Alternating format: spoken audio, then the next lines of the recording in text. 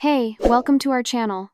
Make sure to subscribe and turn on the bell so you never miss our latest content. Corinne came home from work with a smile playing on her lips.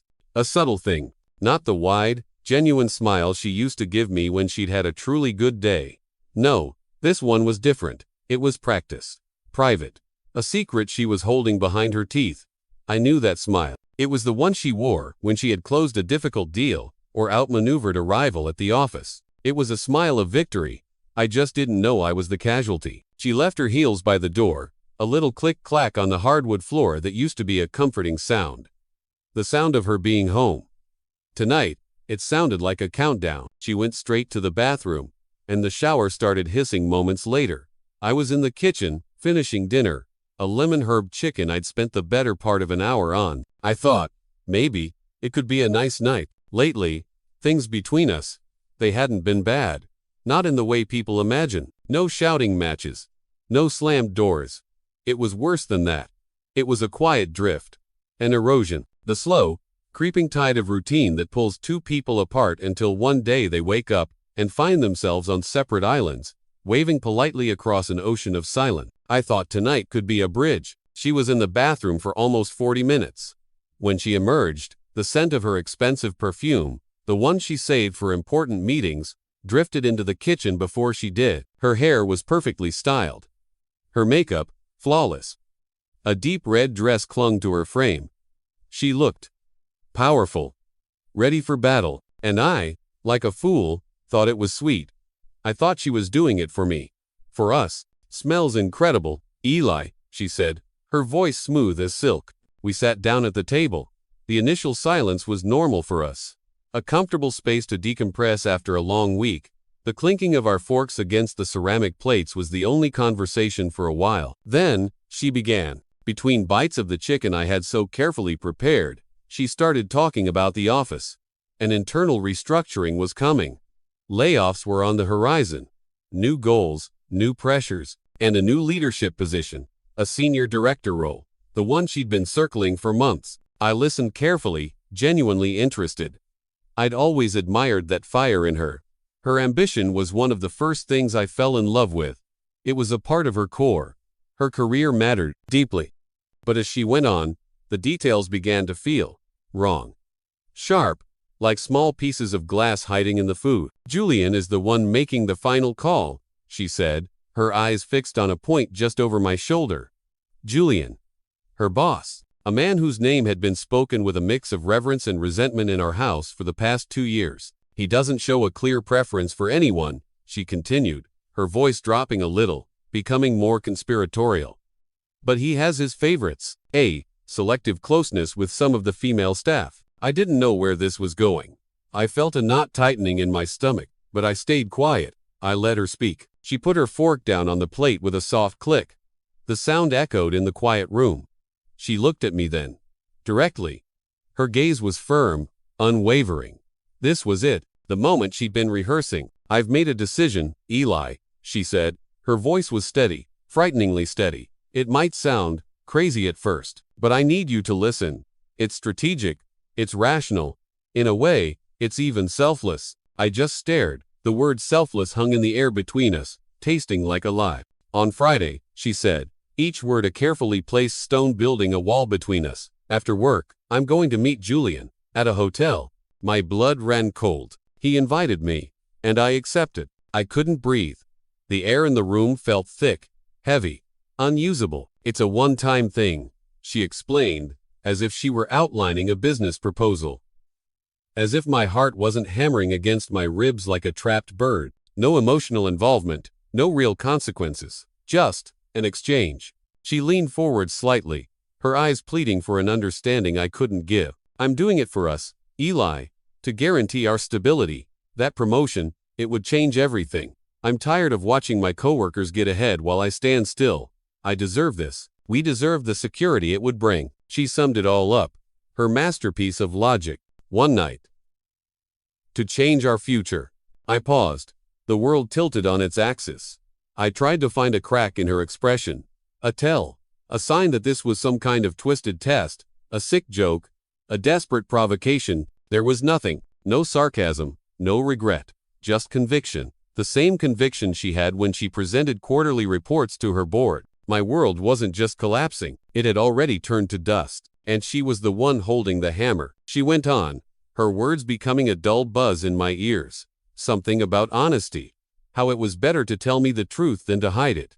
How she hoped I was mature enough to understand. It's just sex, Eli. It has no weight, no emotional betrayal. Just sex. The two words echoed in the cavern of my chest. I picked up my wine glass. The deep red liquid swirled, a miniature storm in my hand. I drank it all in one long, desperate gulp, the burn in my throat a welcome distraction from the searing pain in my soul. She watched me, waiting. Maybe she expected a scandal, an explosion, a reaction that would validate the gravity of what she had done. But I gave her nothing. I stayed still, frozen. The man she thought she knew, the quiet, understanding Elias, he died in that moment. And something new, something colder and sharper, was born from his ashes. I didn't sleep that night. How could I? I lay in our bed, motionless, my back to her. I could hear the soft, even rhythm of her breathing. She had fallen asleep so easily, as if she had just discussed the weather, or what we should do next weekend. The weight she had lifted off her shoulders had been transferred directly onto my chest, a crushing, suffocating pressure. Her words replayed in my head, a looped recording from hell. It's for us. It's just one night. It's just sex. Each phrase was a nail, driven deeper into the flesh of our marriage. Each word, a betrayal. She hadn't just decided to be unfaithful. She had intellectualized it, sanitized it. She had turned the most intimate trust between two people into a line item on her career advancement plan. She didn't cheat on me out of passion, or weakness, or a moment of drunken regret. She did it on a spreadsheet, and in that cold, calculated truth, a strange thing happened. The searing pain in my chest didn't disappear, but it began to crystallize. It hardened from a molten agony into something solid, something I could hold, something I could use. It was clarity, a terrifying, absolute clarity. The man lying in that bed was no longer her husband. I was a stranger sharing a mattress with an enemy. I saw our entire life together, our 14 years, not as a love story, but as a long-term business partnership that had just been hostilely dissolved, and she didn't even know it yet. I tried, for a moment, to find the woman I married. I searched for the girl who laughed so hard she snorted, the one who cried during sad movies, the one who held my hand so tightly when my father passed away. I couldn't find her. In her place was a strategist who had crossed a line without looking back. Someone who had reduced our trust, our history, our future, into a simple transaction of interests. And in that moment, in the deep, silent darkness of our bedroom, I made a decision that would change everything. I wouldn't scream. I wouldn't cry. I wouldn't plead. Those were the reactions of a husband. I wasn't that anymore. I would become a strategist, too. I woke up before the alarm, just as the sky was turning a bruised shade of gray. I made the coffee, just like I always did. I left a mug on her side of the counter. The routine was a perfect camouflage. When she came out, wrapped in a silk robe, she looked surprised to see me up. "Morning," she said, a little hesitantly. "Morning," I replied, my voice even calm. I was an actor now, playing the part of the man I used to be. "I have an early start today." She kissed me goodbye. A quick, dry peck on the cheek. It felt like being touched by a ghost. "It's going to be a busy day," she said, grabbing her designer bag. I smiled. A real smile, I think. But it wasn't born from love. It was born from the cold, hard certainty of what was to come. "Good luck," I said. "I hope you get everything you want." And I meant it, because what was growing inside me wasn't anger, not anymore. It was a purpose, a clarity about what I wanted, what I deserved, and what I was no longer willing to accept. Some betrayals don't need screams to be heard. They scream on their own, by the sheer absurdity of their existence. Corinne's betrayal was deafening, even in the complete silence of our home. The first step was information. Strategy requires intelligence. My enemy had given me her entire battle plan. Now, I needed to gather my own. That afternoon, during my lunch break, I didn't eat. I went online. I scrolled through pages of surveillance equipment, my mind a cold, calculating machine. I wasn't looking for anything complicated. I needed simple, effective, undetectable. I found it in a device no bigger than a grain of rice. A tiny microphone with a live feed GPS tracker, linked directly to a secure app on my phone. I paid for expedited shipping. It arrived the next day in a discreet brown package. The waiting was the hardest part. I had to continue playing the role. The supportive, if slightly distant, husband. We had dinner. We talked about trivial things. I asked about her day, and she gave me the sanitized, corporate version, never once mentioning Julian's name. She was a brilliant liar, I had to give her that. She compartmentalized her life with a precision that was both admirable and monstrous. The next morning was the moment. While she was in the shower, the water drumming a steady beat against the tiles, I took her bag from where she'd left it on the bed. My heart pounded in my chest. This felt like a violation, but then I remembered her words. It's just sex. And the guilt vanished, replaced by a steely resolve. Her bag was a fortress of leather and steel clasp. Inside the side pocket, along the seam, the fabric was slightly thicker. Perfect. With a surgeon's care, I used a small seam ripper to open a tiny section, slid the device inside, and stitched it back up with a matching thread. It was invisible. Flawless. I tested it. I opened the app on my phone. I could hear the muffled sound of the shower, the rustle of the bedsheets as I moved. It worked perfectly. I put everything back just as she had left it. I was out of the bedroom before the water shut off. The next 2 days were a masterclass in self-control. I listened. I learned. I heard her casual chats with friends about weekend plans. I heard the mundane sounds of her office, the typing, the ringing phones, the scattered voices. And then, at 11:28 a.m., on Thursday, I heard his voice. Julian. It was smooth. Confident. The voice of a man who never heard the word no. Got a minute, Corinne? Of course, she replied, her own voice changing, becoming slightly more deferential, softer. I heard the sound of her office door closing. Then, the distinct click of the lock. My blood turned to ice. The sound shifted. He was closer now. I could hear the squeak of a chair being pulled right up next to her desk. So, Julian began, his voice a low purr. Friday night, we're still on, right? Of course, she confirmed. I already booked the room. My hands clenched into fists under my desk. Good, he said. I could almost hear the smirk in his voice. I hope you're ready to move up in the world, Corinne. This will be very good, for both of us. There was a pause. Then, muffled sounds, wet sounds, kisses. I heard her breath hitch, speeding up. Julian, stop, she whispered, but there was no force behind it. This is the office. Anyone could hear. He laughed. A low, arrogant chuckle. Relax. I'm just celebrating a little early. Oh. More sounds. Whispered words I couldn't quite make out. And then the final, damning sentence from him. You do this for me. And that promotion is guaranteed. It's yours. The conversation ended. The door opened and closed. I put my phone in my pocket and took a deep, shuddering breath. There were no more doubts. No more what-ifs. I had the proof. And now, I had to find my ally. It took me less than an hour of searching online through public social media profiles to find her. Miranda, Julian's wife. Her profile painted a picture of a perfect life. Charity events, smiling family photos, lavish vacations.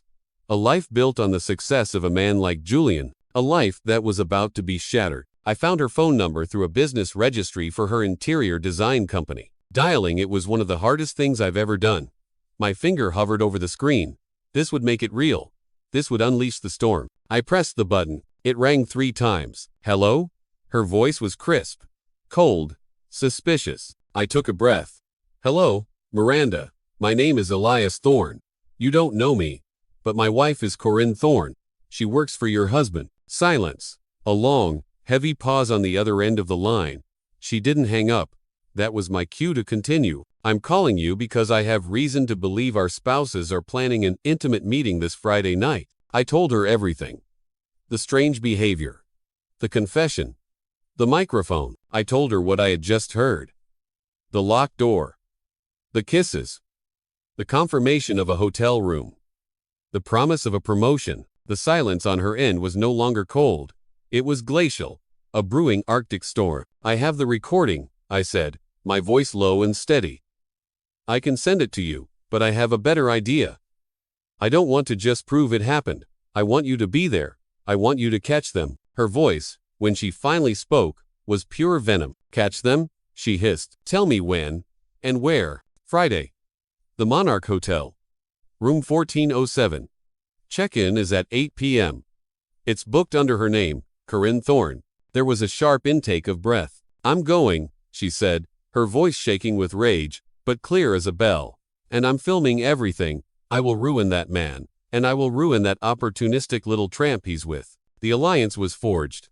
Not in trust or friendship, but in the white-hot fire of shared betrayal. The hours leading up to Friday evening were surreal. It was like watching a play where I was both an actor and the director, the only one who knew the script's bloody final act. Corinne was electric with a nervous energy she tried to mask as excitement for a private executive event. She spent an hour deciding between two dresses, holding them up against her body, asking for my opinion. The black one is classic, I said, my voice a perfect imitation of a disinterested but supportive husband. But the red one makes a statement. She chose the red one, the same one she'd worn the night she confessed. The color of warning, the color of blood. While she was in the shower, humming a cheerful tune, I was in my home office, executing the final preparations for my own executive event. I had already spoken with a lawyer, a shark, a man who specialized in high conflict, high asset divorces. I had forwarded him the audio files. I had detailed every asset, every account. The divorce papers were already drafted, printed, and sitting in a sealed manila envelope in my desk drawer. He was on standby, ready to file everything electronically the moment I gave the word. Next, the bank. I logged into our joint accounts. I saw the healthy balance we had built over the years. Our future, she had called it. I initiated the paperwork to open a new, sole proprietor account in my name only. The final transfers would take mere seconds when the time came. Everything was staged, ready to go. The house itself was the final piece. Our smart home system, a convenience she loved, was about to become her prison wall. I accessed the administrative panel for the locks on my laptop. It would take me less than 10 seconds to change the codes and lock her out of the system entirely. Every escape route was being sealed. Every safety net was being cut. When she came out of the bedroom, she looked stunning. A vision in red. A perfect portrait of ambition and deceit. How do I look? She asked, doing a slow turn. Like you're about to close the biggest deal of your life, I said. The irony was so thick I could taste it. She smiled, that same private, victorious smile. I am. I walked her to the door. I held her coat for her. As she was gathering her things, I saw the bag, the one with my tiny, silent witness tucked inside its seam. I picked it up and handed it to her. Don't forget this, I said. Thanks, Eli. At the garage door, I did something that surprised even myself. I held the car door open for her. She gave me a quizzical look. I hadn't done that in years. Have a good night, I said, my voice gentle. I leaned in and kissed her cheek. The same cheek she had offered me that morning. Be safe of that. Her eyes softened for a fraction of a second. Maybe she saw a flicker of the old Elias, the man who loved her unconditionally. Maybe she felt a pang of something resembling guilt. It didn't matter. It was too late. She pulled out of the garage, the red taillights disappearing down the street. I closed the door. The smile on my face vanished. The house was silent, empty. I walked to my armchair in the living room, sat down in the dark, and picked up my phone. I opened the app. I slid my headphones over my ears. The curtain was rising, and I was ready for the show to begin. The audio feed was crystal clear. First, the soft rock station on her car radio, the rhythmic thump thump thump of her turn signal. Then, the crunch of tires on the hotel's valet driveway. I heard her voice, confident and smooth, as she spoke to the receptionist. Checking in, reservation under Thorne. Corinne Thorne. I heard the beep of the elevator, the generic, soothing music as it ascended. Ding. Floor 14. Her footsteps echoed softly in the carpeted hallway. The electronic chirp of the keycard lock. The heavy thud of the hotel room door closing behind her. Silence. The sound of her putting her bag down on a table. The rustle of her taking off her coat. The sigh of a woman who believes she is on the brink of getting everything she ever wanted. A little while later, a soft knock. Julian had arrived. His voice was a low murmur of satisfaction. You look spectacular. The room is nice, was her clipped, businesslike reply. I heard the clink of ice in glasses. The pop of a miniature champagne bottle. Kisses. Deeper this time. Not the hurried, furtive pecks from the office. These were slow, deliberate, the sound of a transaction being sealed. To my new senior director, he toasted, his voice thick with meaning. To new beginnings, she replied. Time seemed to stretch. The sounds became more intimate, the rustle of clothing, muffled laughter, promises about the position, the team she would lead, the projects she would oversee. It was the soundtrack to my own execution, and I listened to every single note. And then, I heard it, a loud, sharp sound. Knock, knock, knock. 3 hard, impatient raps on the hotel room door. They sounded like hammer blows. Silence on my end.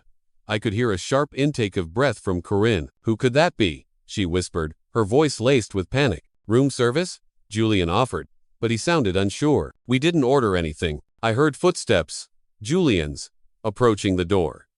He must have looked through the peephole. Then, a voice, a woman's voice, amplified by the hallway, filled with a righteous fury that could cut through steel. It was Miranda. Open this door, Julian.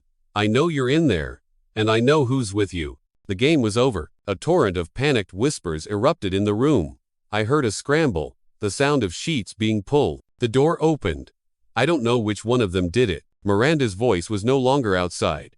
It was inside, loud, dominating the space. Well, she said, her voice dripping with scorn. I could picture her phone held high, its camera lens capturing everything. Is this your idea of a promotion interview, Corinne? Is this how you climb the corporate ladder? On your back? Corinne tried to say something, a pathetic, stammering excuse. Miranda cut her off. Don't you dare speak to me. You destroyed my marriage. And guess what? You're about to lose yours, too. I could hear her moving around the room, her voice a running commentary for the video she was filming, documenting their shame. All of this, she said, her voice rising to a crescendo. The president of the company is going to get a front row seat. Before leaving, she delivered her final lines to her husband. Don't even think about coming home. The door slammed shut with a thunderous crash that made me jump in my chair. A few moments of stunned, dead silence from inside the room. Then, a single, choked sob. From Corinne. My phone vibrated in my hand. A new text message. It was from Miranda. 2 words. Mission accomplished. I slowly pulled the headphones off. The silence of my own home rushed in to fill the void. There was no joy, no triumph. Just the quiet, heavy finality of a war that had been won. The scandal was unleashed, and I was ready for the next, and final, step. There was no time to waste. While Corinne was still trapped in that hotel room, facing the wreckage of her choices, I sprang into action. My grief had been the fuel. My clarity was the engine. Now, it was time to drive. I opened my laptop. My fingers flew across the keyboard with a chilling precision. First, the banking app. I had staged the transfers earlier. All it took was a single click. Confirm. A loading icon spun for 3 seconds. Then, a green check mark. The entire sum from our joint savings, our checking account, everything we had built together, flowed silently and instantly into the new personal account under my name. Account balance, 0. Next, the credit card portal. Corinne's name was listed under mine as an authorized user. I clicked on her card. Cancel card. A pop-up asked, "Are you sure?" Oh, I was sure. I clicked confirm. Her financial lifeline, the one she used without a second thought, was severed. Access denied. Then, the smart home system, the digital lock on our front door. Her personal code was her birth date, so sentimental. I deleted her user profile entirely. I entered a new master code, a random string of numbers I wouldn't even remember in an hour. The system updated. Status, secured. The house that was once our shared home was now my fortress, and she was on the outside. All of it, less than 10 minutes, a decade and a half of a shared life, dismantled with a few clicks of a mouse. I walked to my office and took out the manila envelope. The divorce papers, already signed by me, felt heavy in my hand. I walked to the garage and found her suitcases, the ones we used for our vacations. I packed them methodically. Clothes, shoes, toiletries. The basics. No sentimentality, no photographs, no gifts I had given her, just the essentials for a person starting over. I left the suitcases by the garage door. Then I returned to my armchair and waited. Almost an hour later, headlights swept across the living room window. She was home. I heard her car engine cut off in the garage. A few moments later, the sound of her footsteps on the front porch. I watched on the security camera feed on my phone. She stood at the door, her face pale and tear-streaked. She entered her code. The keypad beeped angrily. Access denied. She tried again. The same result. Confusion warred with panic on her face. She knocked on the door, tentatively at first, then with more force. "Elias?" she called out, her voice trembling. "Elias, are you in there? The lock isn't working." "Though." I walked to the door, my heart a steady, cold drum in my chest. I didn't open it. I spoke through the intercom, my voice clear and firm, devoid of any emotion. "It's working perfectly." A long silence. I could feel her processing my tone, the finality in it. "Elias, please," she begged, her voice breaking. "Let me in. We need to talk. I can explain." "There's nothing to explain, Corinne," I said. "I know everything." From beneath the door, I slid the manila envelope. It landed on the welcome mat with a soft thud. "These are the divorce papers," I said, my voice echoing slightly in the empty hallway. "Your bags are in the garage. Take them and leave." I watched on the camera as she bent down, trembling, and picked up the envelope. She tore it open.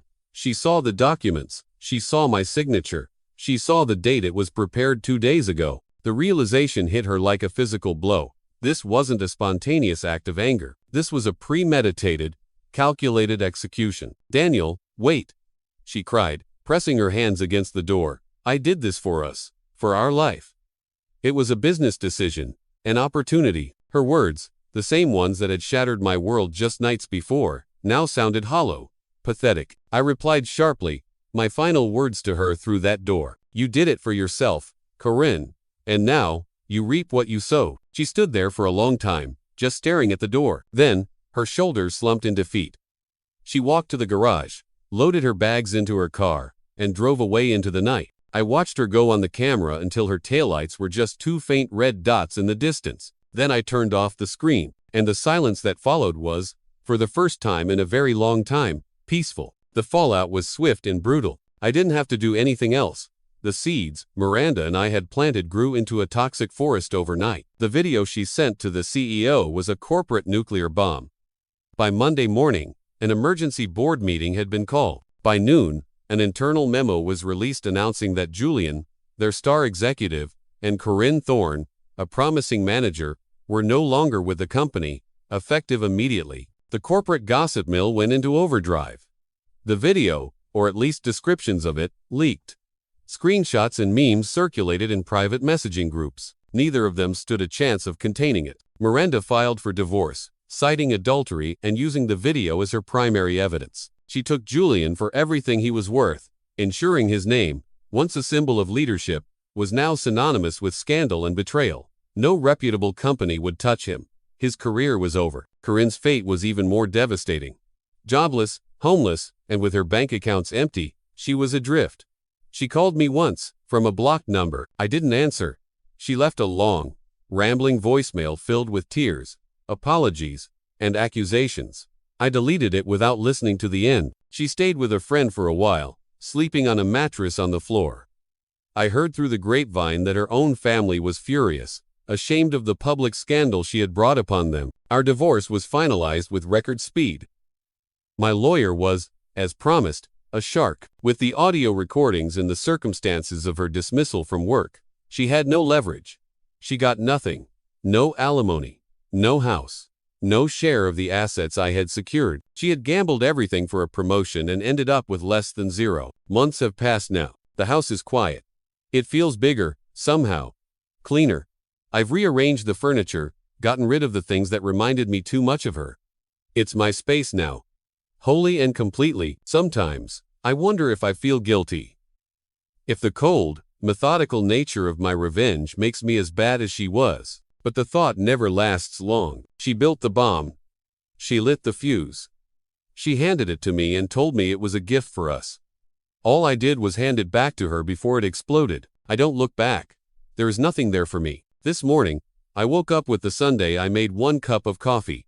I sat by the window, watching the neighborhood come to life. There wasn't a feeling of joy or victory. There was just stillness, a quiet, hard-won peace, a new beginning, born from a necessary end. Because those who plant destruction, who sow the seeds of betrayal in the gardens of those who love them, will one day find themselves harvesting exactly that. They will reap the storm, and they will have to face it alone.